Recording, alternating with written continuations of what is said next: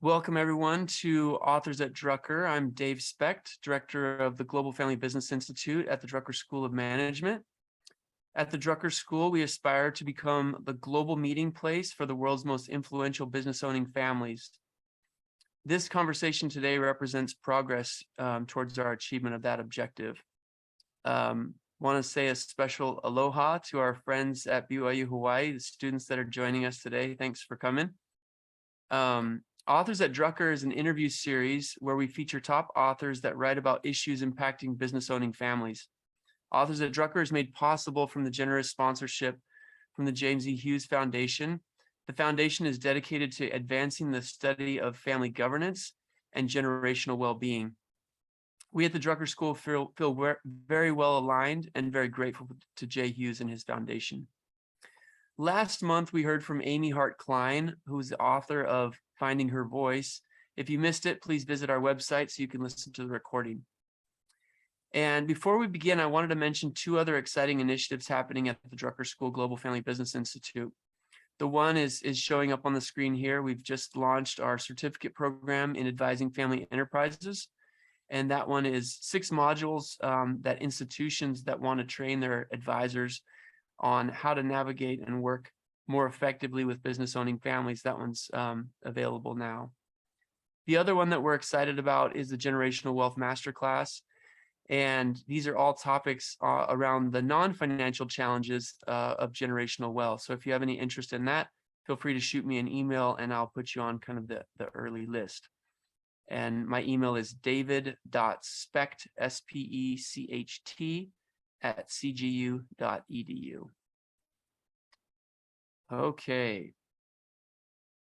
Now that we have the housekeeping out of the way, Allison, can you go ahead and spotlight myself and Chad?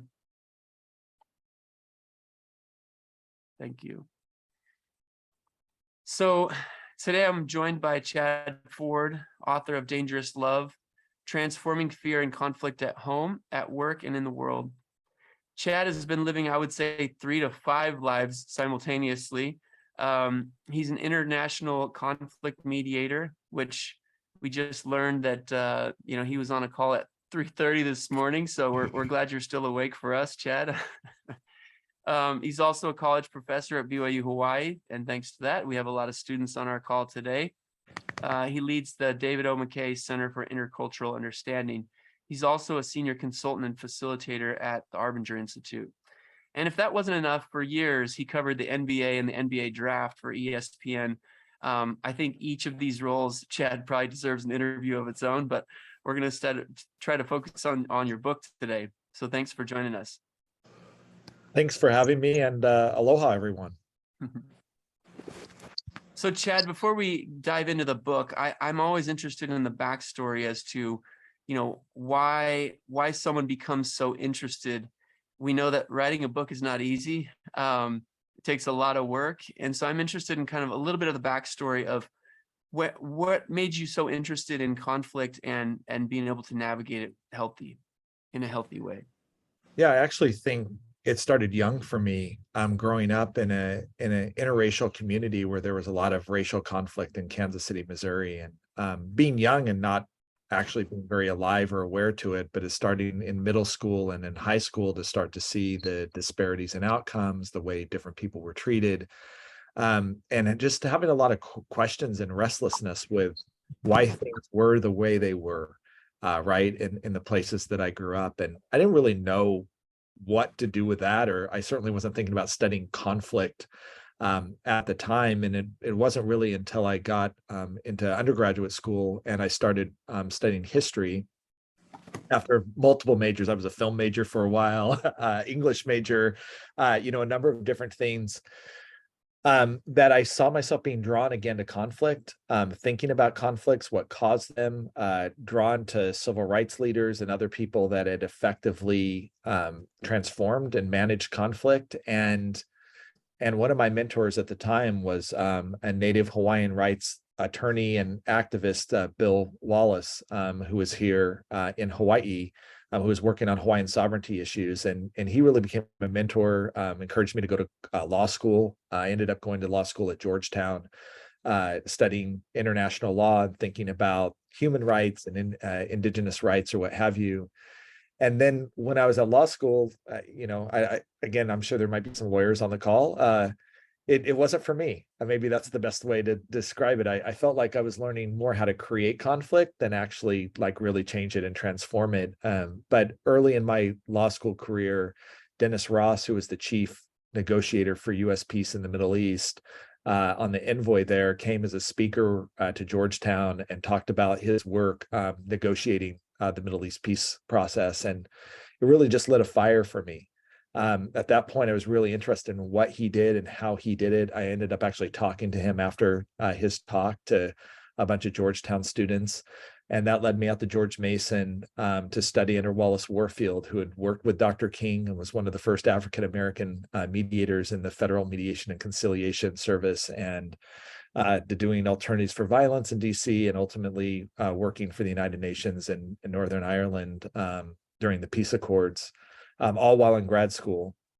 And ever since then, it's just been a real, passion of mine. And I mediated everything from child custody cases to marriages and divorces, to a lot of organizational issues, both small businesses and large corporations. With the US government, I've done stuff. And then obviously both nonprofit work, especially a lot of that work in the Middle East, as well as working for the US State Department on projects that are the larger conflicts. So I feel like I've run the gamut of things. I'm really interested in conflict, and I really like working on the ground with people. And the book really came out of that. I can't work with everybody. I can't be everybody's mediator, but maybe there's some things that I've learned that can help you help yourself in conflict, because most of that's what we do as mediators, is empower people to help themselves and to collaboratively solve their own conflicts. Well, I was glad to find this work, because at the Drucker School, at the Global Family Business Institute, conflict is everywhere, right? So, in dealing with multi-generational family businesses, there's conflict with shared ownership issues. There's conflict that happens with inheritance discrepancies. There's conflict that comes up with compensation issues. When someone joins a family, how you onboard them, and is there conflict there? Accountability, different risk temperaments, different life stages. And so, I think having a better understanding, whether you're in a business owning family or you're an advisor to business owning families, on what are some healthy ways to approach conflict. I just think it's helpful. And that's really why I wanted to have you on the call. As well, first of all, the title of the book, Dangerous Love, is one that kind of grabs you. Can you talk a little bit about the title? And I'm sure your publisher was like, well, I don't know about that one, but Dangerous Love, what is it? And anyways, if you do have a backstory with the publisher, that might be fun too. Ironically, it was a conflict right with my publisher. They loved the manuscript. They hated the title. And they hated it in part because for some of them, it felt like it was a cheesy romance novel, right? Dangerous Love, or that it was talking maybe about domestic abuse, for example. And I negotiated a lot of things, but I stuck with this in part because it was actually inspired by a book that Martin Luther King wrote called Strength to Love. And in one of the chapters of that book, he is working obviously with African-American congregations, and he's imploring them to practice nonviolence, but civil disobedience at the same time. And he's actually asking them to do very dangerous things, right? They might be attacked by police, they might be put in prison, they may even lose their lives, which happened in some cases. And while they were doing all that, he also implored them that they had to do it with love towards their enemies, that they actually had to, while they were resisting a policy that they felt was unjust or whatever, that they still had to see their enemy as people, that they had to love them. And that this sort of dangerous altruism, dangerous love that comes out of this is the only real way to truly transform a conflict in a way that doesn't just get us at a resolution, but actually rearranges our relationship in a way that allows us to have sustainable ability to collaboratively problem solve going forward. And it was so influential with me in a young life. And I saw it as a mediator over and over again. People had to take risks. They Mhm. had to be willing to forgive. They had to be willing to be vulnerable and put themselves out there to really get at the heart of the conflict and turn. And so that became a real mantra in a lot of my work is, who can you love dangerously? Can you love with risk? Because conflict inherently has a level of risk, and that we often feel fear about conflict in general, and sometimes fear about the people that we're in conflict with. And throughout most of our cultures, conflict has a bit of a negative Mhm. uh, connotation, right? And so it feels dangerous just on its surface. But I actually see conflict as something that can be very constructive, that can actually lead to better governance, better decisions, better collaboration and teamwork. And conflict is actually part of it if we know how to work with it, right? Yeah. If we can put aside some of our fear, and that for so many of my clients, whether they were in a marriage conflict or a family conflict or an organizational conflict, the problem was that they were afraid, and those fear receptors had them in fight or flight mode. Right? Flight, they were Yeah. avoiding the conflict. They just didn't want to talk about it. Anytime it would come up, they would try to change the subject. They'd bury their heads in the sand. That's not going to get us anywhere. Or in fight mode, now I feel threatened. I feel in danger somehow. And so therefore I feel like I have to protect, and I have to fight, and I have to defeat the other side to get what I want. And then that just led to a destructive conflict spiral that made things worse and worse. And so we can't, neither of those approaches are actually going to be really helpful in conflict, but I think they're the two most natural human approaches to conflict. And so we have to be able to overcome our instincts of fear and instead embrace love of people that often disagree with us or just see the world in a very different way. And as I listen to you, I think of two C words. I change and choice. Mm. So, the there is no change unless there's some conflict, whether it's something in our life that we are in conflict with, and we decide we're gonna change something, whether it's how we act, how we spend our time, whatever it may be, a relationship. And then choice. I mean, when I think about conflict and I think about choice, it's so powerful, to think about multiple generations working together and the choices that they individually make to collectively decide to move forward together, or not. And in family business, we see that all the time. What role does agency play in conflict, and any advice around that? It's absolutely huge. We have this concept in Dangerous Love called turn first. And it came out of early like political negotiations where people would say, well, if they would do this, then I might be willing to do this, but they have to do this first. Right. And then I go to the other side and they say, well, if they did this first, then I might be willing to compromise and do this, but they have to go first. And we get stuck in this pattern of neither person going first and basically blaming the conflict on the other side and basically saying, I'll change when you change. Right. And while I've been in my own conflicts where I felt exactly the same way, and, Yeah. it's such a safer position and move to be on. At the same time, we end up waiting forever. And in the meantime, conflict continues to fester, or sometimes our frustration continues to grow. And so choice becomes this really powerful moment. Am I going to be the first person to turn and see you as a person and offer you something that invites you back into a conversation, back into collaboration from wherever it is before? And that's a choice. It's a scary choice that people have to make, but it's a choice. It requires a level of vulnerability. It requires me making that move and not always knowing how the other side is going to respond or whether they're going to reciprocate, which is again very scary. Yeah. But you don't get to change without someone taking that first step towards change. And so much of my work is with people is helping them have the tools so that they feel confident that they can be the first person to make the change in the conflict dynamic, and therefore get that change ball rolling. And we're no longer passive victims that are waiting around for other people to make that move so that change can happen. Let's give you the tools so that you feel confident that I can make that move and it's not going to, quote unquote, kill me.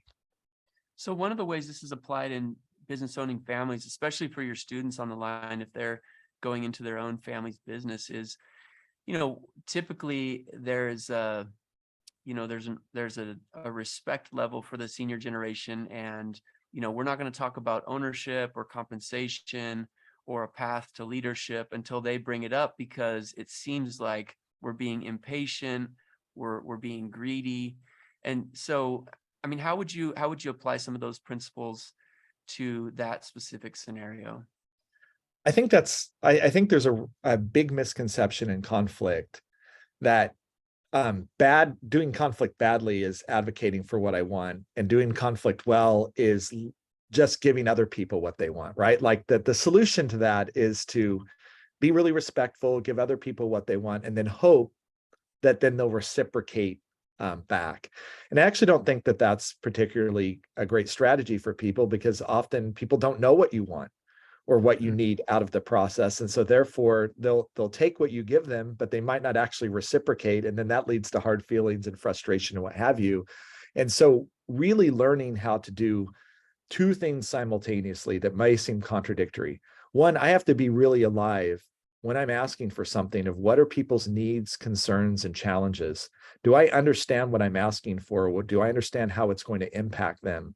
Have I been thoughtful and careful about where they're coming from and what their needs are right now? And am I meeting those needs in my position, in my job, or what have you? Right? If I go and ask for a raise and the organization is actually trying to cut back and I don't understand what the financial pressures are, that's not going to be a very successful conversation. And I might be frustrated that I didn't get a raise, but I didn't actually do my homework to understand what the financial health of the organization was in the first place. And at the same time, how do I, at the same time, advocate for these are the things that I need to be able to be effectively do to do my job. These are the resources I need. These are the salary that I need to effectively do my job. And so that we can have open lines of communication and collaboration where I clearly see what you need, but I'm also don't have a fear around articulating and communicating to you, this is what I need. And so much of our negotiation culture is such a terrible culture, in my opinion, because it's like, ask for the moon, even though you only need 50% of that. And on the other end of the negotiation, I'm going to assume that whatever you're asking for isn't actually what you need, but you're trying to take advantage of me or what have you. And so I know I need to kind of cut it in half. And I work a lot in the Middle Eastern world. And when you're in a Middle Eastern market, that actually is a pretty appropriate way to go about buying something at a market, right? Like everything's jacked up. They assume you're a tourist. They want to see if they're going to get you to pay a high price for it. And they come into the negotiation knowing that it's probably going to end up at something like 50% of the asking price. But when we're talking about human needs and feelings and emotions in workplace, I think that's a terrible way to go about communication. So I actually think it starts with leaders. I actually think it starts with that older generation communicating right to the younger generation, or communicating to people, I'm interested in what you need. I'm interested in finding out what are your needs, your challenges, your objectives. And when I create a pattern of having those conversations with you, Arminger refers to this as our meet to learn or our meet to give conversations in their book, Outward Mindset. It actually starts from the top down, that I have those conversations with the people that I work with. I understand where they're coming from and where their challenges and struggles are. And then I offer help where it can be. That actually empowers people then to actually open up and be transparent and say, well, actually, this is what I need. And it also invites them to have that same conversation back with leadership that says, I also need to understand what you need and what your challenges are, and how do I best meet those within the organization. But I think there's just a lack of culture at a lot of organizations, and especially sometimes smaller ones, where there's just so much that's gone unsaid, and so much of the assumptive world that we live in, instead of really creating those clear lines of communication. And I really do believe it starts at the top. Yeah. Well, I think too few of us look at, what is the relationship cost of how we approach conflict? Because as you talked about, some person asking for the moon, the other one, being harsh on the other side, and like, yeah, they may end up somewhere close to where they thought they wanted to be originally, but what's the cost? What's the cost of the relationship, besides just getting the outcome in that moment? Well, the cost can be financial. It's certainly in personal morale. Mhm. But what I also see is that it has people hiding critical information that almost always gets us into trouble down the road. If I create a culture that says that there's things that can go unsaid, there's things that I'm supposed to hide or that I'm not supposed to talk about within an organization, then those things will get hidden. And oftentimes problems that exist within the organization, whether that's on a personal level or at an organizational level, become invisible to us until they explode, right? And once they explode on us, that's much, much more difficult to fix. And so I joke about this in my book, but I even with like political clients, I use this analogy of the oatmeal rule. And the oatmeal rule is a simple thing, right? Like if I've ever had a bowl of oatmeal, and as soon as I'm done with it, I try to clean out the bowl. We know that it's actually really easy, right? It's almost slimy, right? You can actually just sometimes pour water and all the oatmeal will just slide out of the bowl. But if I leave it on the kitchen counter and I come home that night to clean out the oatmeal, it gets a glue-like consistency that starts to stick to the bowl, and I may need to soak it overnight. Now imagine that I've left that bowl out for weeks or for months or for years. I can't just expect to drop a little water in it and for that oatmeal to slide out, right? Like it's going to be stuck. It's going to take a lot of soaking and a lot of time. And I think a lot of times we don't think about that going into conflict. What is the cost of avoiding the conflict? What is the cost of not talking? What is the cost of saying that there are some things that can't be said or talked about? Is that oatmeal, whatever problems that are going to be there, instead of being easily worked through and washed out, they stick to the edge of the bowl. They become harder and harder to get out. And the cost level of solving those problems goes up. And, just frankly, then they have to hire someone like me.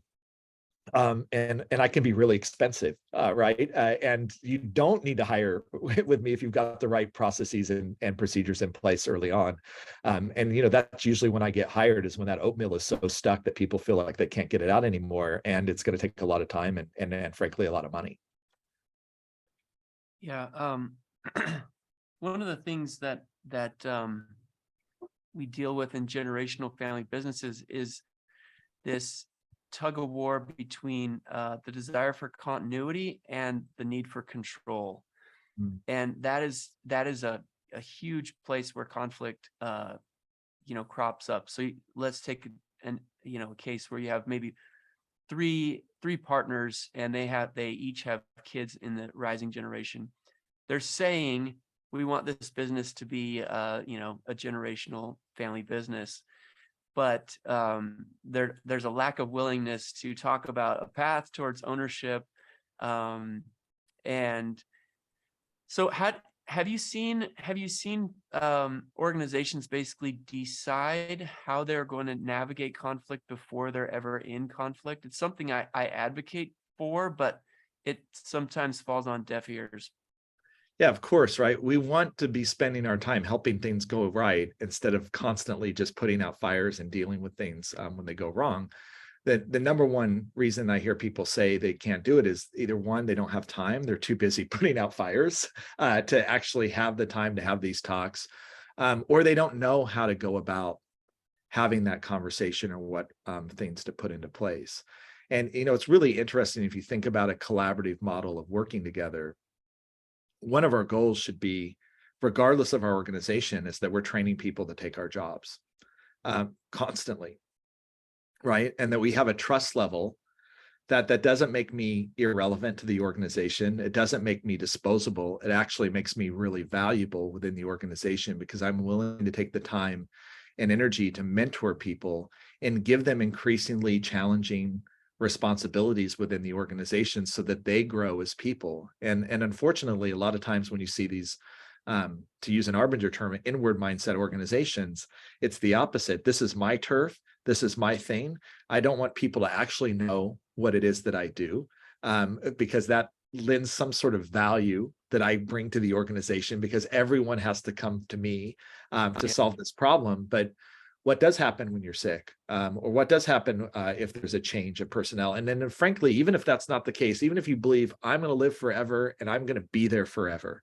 And I know sometimes in family businesses, a lot of times, especially the founders of those businesses do have that attitude or believe it.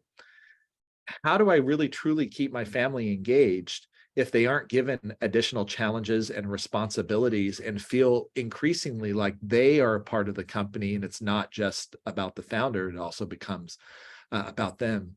To use an analogy I hear a lot, checkers is a fun and simple game, or tic-tac-toe, but I don't want to play it my whole life. I want to learn how to play chess, right? I really want to grow and learn the leadership strategies that are there. And if I don't have my family members, and if I'm not constantly training them to do this, I'm not really seeing them as people, right? I'm seeing them as objects that are there to work for me and do something for me, but I'm also not seeing them and the reasons that they might want to work or stay with the organization. And in the long term, what's going to happen is their desire to work there is going to decrease. Their commitment to the organization is going to dwindle, in part because they don't feel like there's that commitment back towards them. Yeah. Well, I think what I was hearing from you is when those relationships basically stay transactional, at some point someone's, doesn't want to transact anymore and they want to do something different. But how do you get someone to be in relationship that is transformational rather than transactional? I think I'm thinking of a couple of families that I'm working with right now, and it's like, you can keep control of all the information, of all the ownership, of all the leadership, but essentially what you're doing is you're going to be alone. You're going to end up alone, and not probably just in business, but also you're going to have very few relationships of significant love. And if you choose that, then just know that that's what you're choosing. Sometimes those are really tough conversations, but they are necessary. Any thoughts on that? At the end of the day, I've worked with serious political conflict. I've dealt with serious organizational conflict. At the end of the day, our relationships and the health of our relationships are the thing that bring us happiness. When they're not healthy, they can bring us a lot of despair and frustration and agony.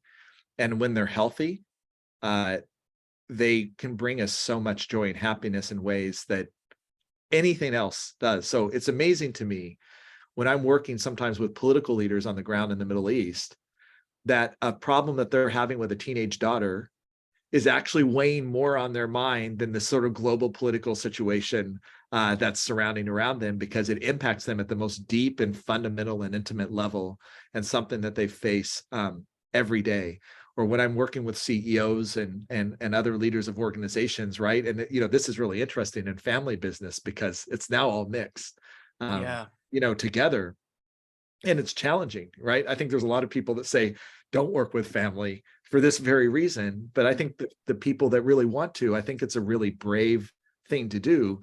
But I even have to be more mindful of the fact that relationship at the end of the day is going to bring success to the organization and whatever joy or happiness comes out of actually running and creating an organization. The money, the power, the prestige, the control, those are all temporary forms of happiness.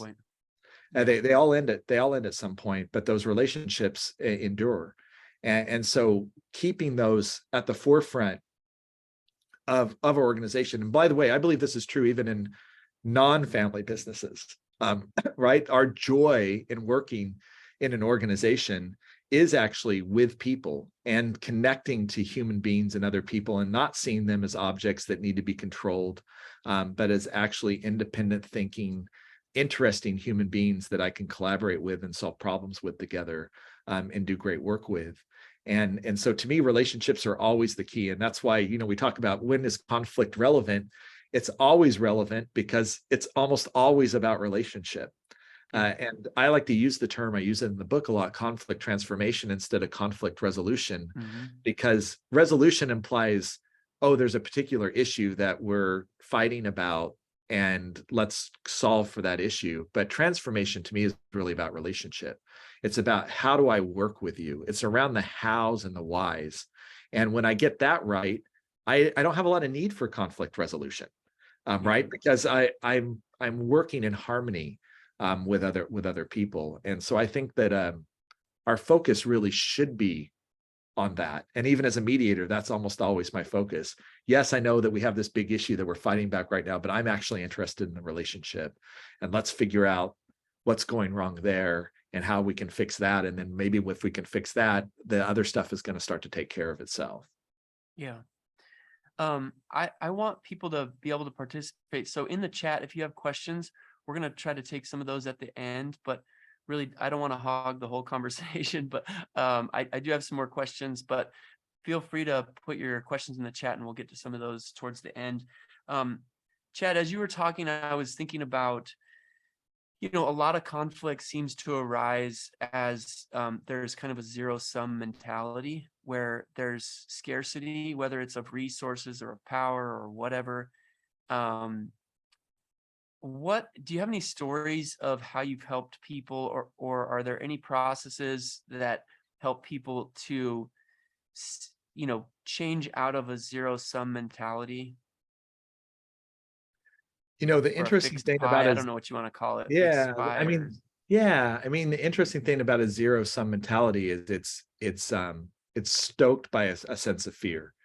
We're back to fear again, right? If they get this, I don't get this, right? As a piece of the pie, whatever piece of the pie they get is a piece of the pie that I don't get, Yeah. right? And my fear is that my piece won't be big enough or sufficient for what I want, or what my goals are, or what have you. And then that thinking gets us again, typically in more of a fight position. I need to fight for my piece of the pie, and I need to fight for it to be as big as possible, even if it's more than I need, because I don't necessarily know what I'll need down the road. Right. And so it's not just what I need now, but it also might be anticipating what future needs are. And it's easy to justify this sometimes too, because we'll do it in the name of family, or we'll do it in that. It's not about me. It's really about generations, right? And really about, I'm taking care of the next generation, the next generations, and I'll do the hard work now to be able to sort of take care of them down the road. And this mindset thinking, by the way, doesn't just exist in organization, it exists in families, it exists in marriage relationships. And it's almost always destructive, because it's pitting a situation of it's you against me now.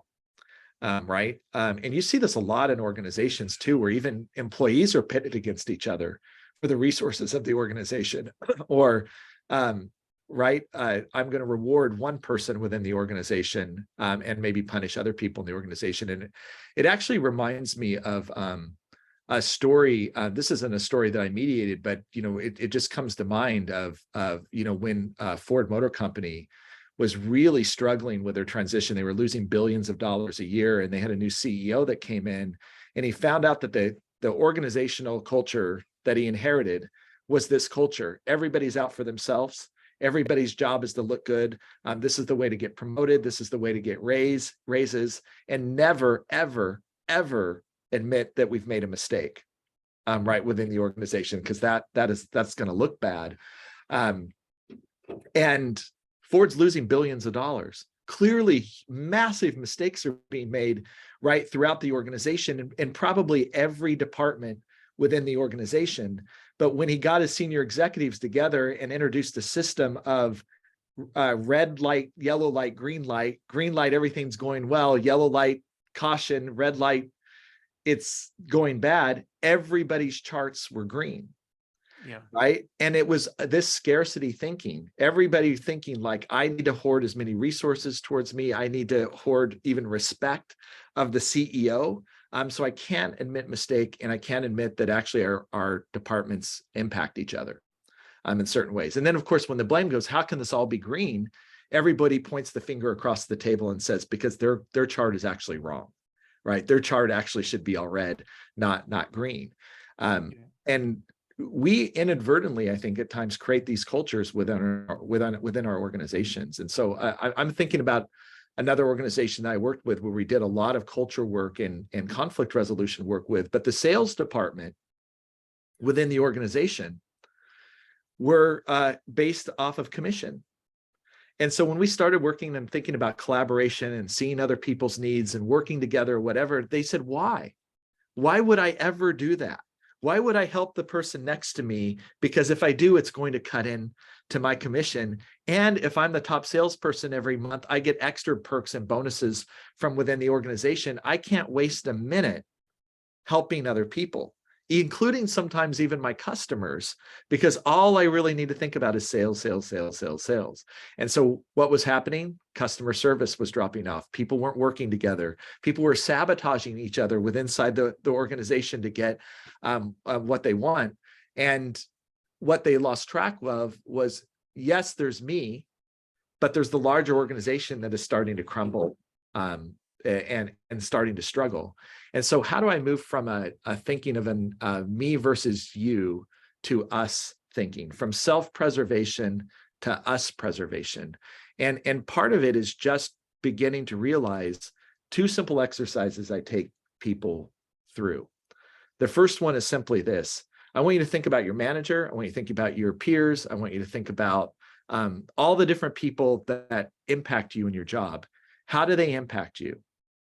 And usually what people will say is, they'll talk about all the problems. Oh, well, this person isn't very good at their job, or this person does this and is constantly causing me headaches, or my manager is doing this or whatever. It's actually really easy to see how other people impact us, right? And in a 360 view, there's lots of people that impact us every single day and often get in our way of making our lives more effective. And now we start to reverse the question. Now, when you think about those same people, in what ways does your job make their lives easier or harder?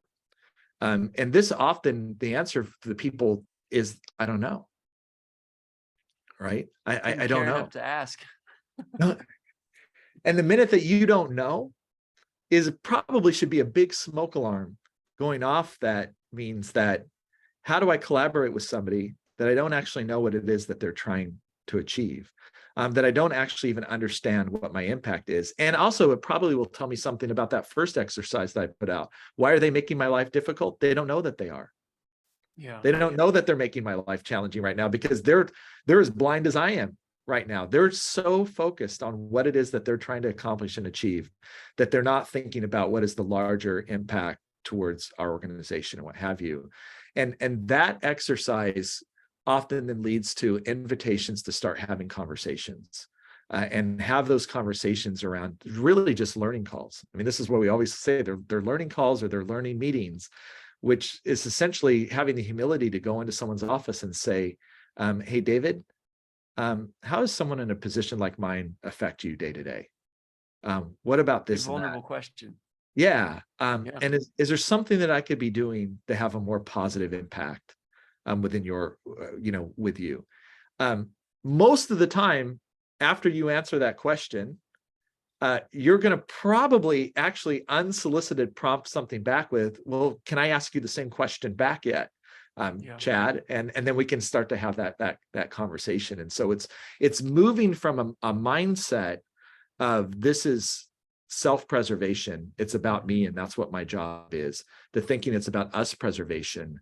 And that includes my family members, and it includes the organization itself. And if I'm successful and everybody else is losing, it will come back to haunt me. And especially think that of relationship. How would you like to be in a relationship where your partner always wins and you always lose? Yeah. But in so many organizations, that's what it looks like. Fantastic story. Okay, we have a couple of questions that are coming in through the chat. Phil, are you available to get on and ask your question? If you could unmute. Yeah, I'm here. Yeah, sorry. Yeah. Phil, do you want to go ahead and read your question and have a conversation with Chad? Yeah, this was really valuable, and I'm really grateful that you're sharing your time with us. My question was around sort of toward the end of the conflict resolution, as you start to see, the light at the end of the tunnel, particularly with families, right? What are some things you can do or think about that so that the parties will heal, right? Because with families, it's not like a divorce where they just go their separate ways at the end. Like they have to continue to work together and live together or what have you. So curious how we can help heal from conflict. I love that question, Phil, and it recognizes, right, the sustainability. this isn't particularly helpful if next week we're going to come back and going right back at it again, right? Conflict resolution can often think very specifically about, okay, here's an issue, but if we keep coming back to the issue over and over again, right, something else is going on there. And so how do we strengthen that relationship through conflict and through a great process, right? And as a mediator, I'm often thinking about how do I get you to see those other people and their needs and wants and how I'm impacting them or whatever. But when it gets to the problem solving point, I think the mistake that we often make is we go right back to the beginning, which is, okay, well, tell me what you need. And right, we're going to now hammer out an agreement, right? And you tell me what you need. And we get right back actually into that scarcity mentality. And we actually invite people right back into that sort of self-absorbed mindset again, even if we've spent hours and hours with them, helping them understand that I'm connected, that I see the other perspective or whatever. Sometimes inadvertently, we're the ones that ask the wrong question at that pivotal moment. Okay, well, we need to wrap this up. We need to get something down on paper. What do you need out of this? And I found reversing that question can go so much further in actually creating sustainable solutions and improving relationship, which is to say, if it's you and Dave that are in the conflict, Phil, after everything that we've heard over the last couple of hours here, could you think of one thing that you could do to help Dave right now in a way that would really meet his needs? Right? If you can answer that question, and sometimes, unfortunately, people can't answer that question, which means they haven't been paying attention or they haven't really been engaged in the process. What it communicates to Dave is, I heard you and I heard what you need.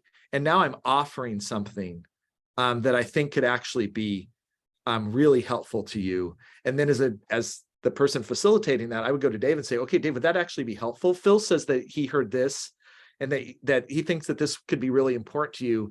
Is the help Phil offering actually helpful? And if Dave says yes, okay, we're writing it down. Okay, here we go. We've got one issue that we're going to talk about. And even if Dave says, well, that's not the most important thing, I'd say, okay, that's cool. Like we're gonna go through this exercise for a while, Dave. So maybe we'll get to things that are more important. But is at least what Phil mentioned helpful to you, right? We just want to get the ball rolling sometimes, right? And now I'm going to reverse and ask Dave the same sort of question. Now, what about Phil? What was one thing that you heard from Phil that you think is really important to him? Can you articulate it? Yes. Is that right, Phil? What is something you could do to be helpful? And what we're starting to do is build actually a collaborative approach to this, which is, I see your needs, and here are things that I can do, I think, to make your life easier and address them. And in return, I see your needs and what have you. If I just go back, we could do it the other way and say, okay, Phil, what do you need? But the minute you say what you need, what's starting to happen in Dave's mind is he starts to get defensive and starts to think about, well, what's that going to cost me? Or what sort of energy is that going to take from me? But if I ask Dave to think about it, and I know this is just a simple little psychological trick, but I've seen this work everywhere from socio-political conflict right down to families. If I can get Dave to think about it, he's actually building trust with you by saying, I see you and I hear your needs. And by offering something to you, he's inviting you to offer something back. And it moves from a defensive mindset to a more wealth mindset of how do we get creative about meeting everybody's needs? And so that simple thing then becomes part of the agreement. And the agreement is actually not about what do I get? It's really about what am I giving as part of the agreement to be helpful to the other person. And now my job sustainably is working with both of the parties to make sure that they're honoring what they're giving. Right. And I think it makes a big difference. Chad, I feel like you've done two things there too. One is interrupt patterns that are no longer working. Yep. And then you start to stack little victories and try to reorient to new patterns. I mean, to me, that's everything, is how do we interrupt patterns that are no longer working for people in relationship with each other? And how do we help them have enough good progress that they can, change the way that they interact, so they don't revert, to what, the dysfunctional way that they've approached it in the past. Can I just add two things too? Because I gave the happy approach to this, and like that you're both able to answer those questions. There are two other reactions that people have, which is that Dave says, well, I think this would be helpful to Phil. And Phil says, actually, that's not what I was talking about at all. right? Like, I don't really feel like you heard me. I mean, that happens, right? And in those moments, we have to be a little deft about negotiating and saying, okay, that's okay, right? It's common sometimes that we misunderstand people, but it sounds like this might be an important issue. So let's talk a little bit more about this issue so that, and I'll usually take it on me. Maybe I didn't understand that quite as well either, Dave. I think Phil might not be the only one that didn't understand that. I may not quite understand it either. So help me understand a little bit more, so that we can reposition ourselves. And then the other thing is that someone doesn't mention something, like Dave says, well, there's something really big that we talked about, but Phil, we're like on round 4 or 5 and Phil's not mentioning this thing, right? And that happens too, because sometimes issues feel big, right? And they feel like I can work on the momentum on the smaller ones, but the big ones in the room, I'm really scared of. And usually my approach there is, okay, that one does feel like a big issue. How do we chop this big issue up into smaller issues, right? And make them more manageable for people. And then as a good facilitator or mediator, when I feel like someone's stuck and it just looks too big, then I start to look creatively about how do we break this into 5 smaller issues that we can start to address. And I know this all sounds very elementary and simple, but you'd be surprised how often it's actually not happening, right, in these discussions or in conflict. And people then get overwhelmed by the big issues. They just feel like it's unsolvable. And to me, anything can be chopped up into smaller pieces if we get creative about it. Thanks for your question, Phil. Appreciate it. Chad, one follow-up on that. It feels like there's probably always a challenge of living in the past and living like in the rearview mirror, and we're looking back and what you've done to me in the past, and then like how do we look out the windshield? Like as a mediator, how do you kind of orchestrate that dance of it's okay to look back a little bit, but then we need to spend the majority of our time looking out the front windshield and making new choices rather than rehashing every wrong that's ever been, felt. Yeah. Well, it gets to the big issue around, are we just getting some sort of conflict management? Are we just like putting a temporary Band-Aid or patch over this that will last for a bit? Or are we really trying to get at reconciliation here, right? Are we really going to go in and address the deep issues? And if we are, the past is part of that. In Dangerous Love, I talk about 4 kind of principles that are really important if we're trying to get to reconciliation. The first one is truth. It's just helpful if I can acknowledge that it happened, right? This happened and it hurt you. That goes such a huge way in allowing people to be able to move on, because often they feel like it's not acknowledged. People aren't talking about it. I've been over here suffering. I just had to do this on a call with the Middle East today, where this became a really important part. People needed something to be acknowledged, and the truth should be truth without justification. I'm really sorry I hurt you, Dave, but it's actually your fault. And here's all the reasons that it was actually your fault that I hurt you in the first place. It just needs to be, I'm really sorry that I hurt you. I can see that it impacted you in this way, and this way. And I know that was really hard for you. And I'm sorry. Those acknowledgments go way, way farther than, yeah, I know it hurt you, but you kind of had it coming, because remember when you did this to me, or remember when you said this to me, or if you weren't like this, it wouldn't have been a problem. So that's one. The second one is just mercy. Like, can we say, yes, that happened. Yes, it hurt me. But I don't want it to be a barrier in our relationship going forward. And so I want to find a way to say, I can't necessarily forget what you did. And maybe I'm even going to be living with some of the scars of that for a while. But also I want to move on and move forward with this, because I can't just stay stuck in the past forever. And so an element of mercy. The third one is justice. And I think this is a hard one for us sometimes, but if I've economically harmed you, or if I've harmed your reputation, if I got so upset with you, Dave, that I went around on Slack and started, talking trash about you, and then other people started to ally me or whatever, some of justice is just trying to go and make it right. Like, how did I hurt you, and how can I make it right for you? People are stuck in the past in part because they're still suffering from past actions. Yeah. and trauma that's happening. And if I'm not willing to kind of step up and make it right, they're going to continue to suffer from the trauma in ways that make it really hard for them to move on. And I have a whole analogy around this in my book around my son whose bike was stolen. And, the whole idea of, what if he found out his friend stole his bike and he went to ask for the bike back and his friend said, well, I'm really sorry I stole your bike. I see that you're having to walk to school every day. But also I don't want to give you your bike back. I kind of like this bike. Yeah, I kind of like this bike. Like, what would be your reaction? We'd be furious, right? But so often we do kind of take that approach. Just move on. I'm really sorry. Why can't you forgive me? Move on. But I'm riding around with your bike, right? And then finally, I think the last one is like, if there's been mistreatment, how do I convey to people that I'm working on it, and that in the future, I'm changing the systems. Right, I'm changing these patterns so that this won't happen again, so that that we can start to rebuild trust in a way that says that I've heard you, and here are the systems or things that I've put into place, or look, I'm going into anger management, or I'm seeing a therapist, or whatever it is, so that you can have some confidence that what happened in the past isn't going to happen again. All of those are really powerful invitationally for people to then be able to move on and move from the past to the future. But when we want to ignore the past and pretend things didn't happen, or we want to hold grudges, or we want to continue with disparities that were created because of the conflict where people are suffering, or I haven't given you any level of confidence that this isn't just going to happen again next week, that the exact same problem that we're working through is going to happen again.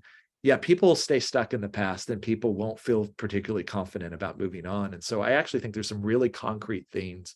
I have some exercises in the book, Dangerous Love, that you can do and work with a person to actually invite them then to move on and be able to work together in the future. Well, we have about 5 minutes left. I wanted to maybe let's address Morgan's question. I don't know if Morgan, you're available, or if you just want me to read the question for you. You able to jump on? Yeah, I'm here. Okay. Morgan's question was, how do we address the systematic conflict of wealth and poverty using dangerous love? Yeah. I mean, that's an interesting question that we wrestle with a lot in our peace building program. Morgan is here with the peace building program, and it's really interesting when you start getting into larger sort of systems, which we know often create challenges and problems as well. I think about this from an organizational standpoint for a minute, though, and because I think that's what this call is about, and want to think about organizational systems for a minute that might create some things like that within our organization ourselves, right? We know often sometimes that workers aren't paid wages that allow them to particularly thrive. For example, that there's sometimes huge pay gaps between some people in the organization and others that truly create those issues. I love this show, this reality show called Undercover Boss. Mm-hmm. Have you ever seen this show? Yeah, I've seen it. Yeah. Right. The premise of it to me is a really interesting conflict premise, because the CEO or boss of the organization goes undercover. They often kind of put on a disguise. And like, let's say they're the CEO of a fast food restaurant. They're out working the drive-through. The employees don't really know who they are and what have you. But the show follows a similar pattern, almost regardless of the business that's involved.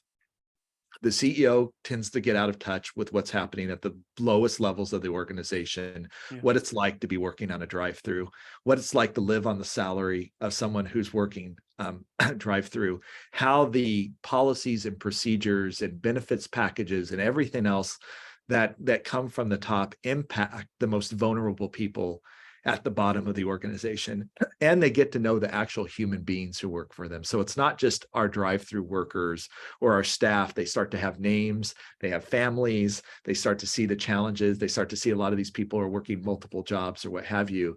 And it always ends with this like really powerful reveal, like, oh, I'm actually the boss. People are freaked out. And then people start to see the impact of the structures that they've put in place on everyday people. And I would say for people that are running their own sort of family businesses right now, we have to be more mindful of the systems that we put in place and how they invite us to collaboration or invite us to that scarcity sort of mindset? To what case, in what cases does a policy that seems perfectly reasonable in the boardroom be completely unreasonable living on the ground? And I think this requires a level, again, especially of leaders who make these systems, to understand what the impact of those systems are.